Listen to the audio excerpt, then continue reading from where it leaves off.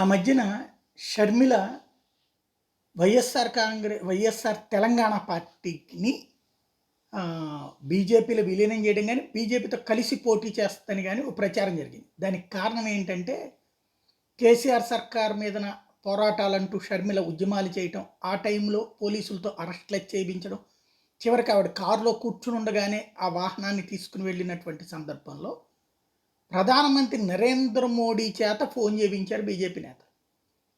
మోడీ పరామర్శించారు ఆమెని అన్నటువంటిది అప్పుడు జరిగినటువంటి అంశం. దాంతో భారతీయ జనతా పార్టీకి భారతీయ జనతా పార్టీ తెలంగాణలో షర్మిలతో మూవ్ అవుతోంది అన్నటువంటి ప్రచారం జరిగింది. తీరా చూస్తే ఆవిడ కాంగ్రెస్ పార్టీకి, అందుకే అప్పుడు షర్మిల బీజేపీ వదిలిన బాణం, మోడీ వదిలిన బాణం అన్న ప్రచారం కూడా చేశారు.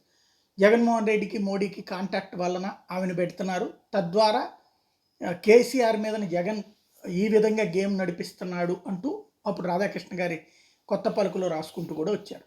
సీన్ కట్ చేస్తే ఆవిడ కాంగ్రెస్లో చేరింది, కథ అంతా నడిచింది. అయితే ఇక్కడ తాజాగా షర్మిల కాంగ్రెస్ పార్టీలో చేరుతున్న సందర్భంగా ఇచ్చినటువంటి స్టేట్మెంట్ ఏంటంటే,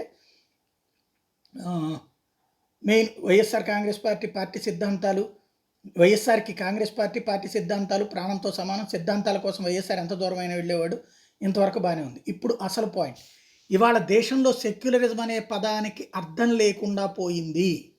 ఇది అసలు పాయింట్. సెక్యులరిజం అనే పదానికి అర్థం లేకుండా పోయింది, రాజ్యాంగానికి గౌరవం లేకుండా పోయింది. ఇవన్నీ మళ్ళీ నెలకొనాలి, భారతదేశానికి మళ్ళీ మంచి జరగాలి, వైఎస్ఆర్ ఆశయాలన్నీ సిద్ధించాలి, వైఎస్ఆర్ నమ్మిన సిద్ధాంతం కోసం నేను పార్టీలో ఆఖరి వరకు నిలబడతా, వైఎస్ఆర్ కోరుకున్నట్టు రాహుల్ గాంధీని ప్రధానం చేసే వరకు పోరాటం ఆగా.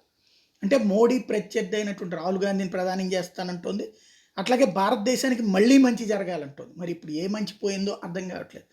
ప్రపంచంలోనే జీడిపిలో నెంబర్ 1 గ్రోత్ రావడం అన్నటువంటిది ఆవిడకి నచ్చట్లేదా, లేకపోతే రాజ్యాంగానికి గౌరవం ఎవరు తీసేశారు మరి షర్మిల? టోటల్గా చూస్తే ఎట్లయితే ఆదరించిన కుటుంబంతో విభేదమో, అన్నతో విభేదమో, అట్లాగే ఇప్పుడు మోడీతో కూడా విభేదం క్రమంగా చూస్తే రూటు మారుతోంది.